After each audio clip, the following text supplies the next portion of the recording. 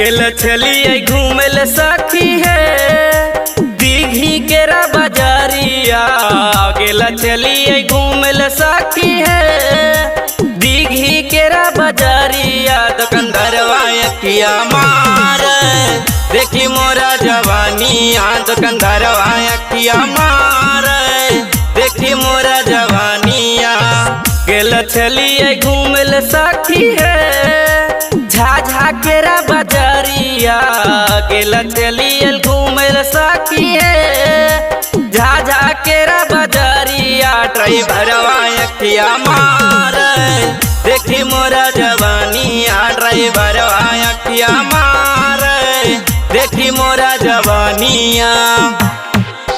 DJ विकास मटियार कला सीतामढ़ी।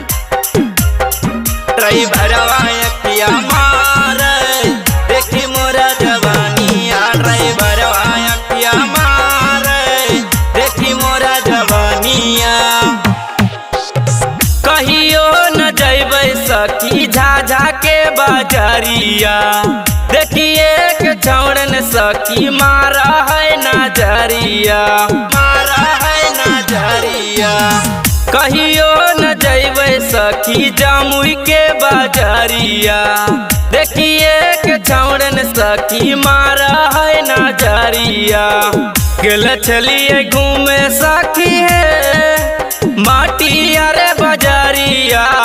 गेल चलिए घूमे सखी है लक्ष्मीपुरा बाजारिया। दुकानदारवा अखिया मार देखी मोरा जवानिया। ड्राइवरवा अखिया मार देखी मोरा जवानिया।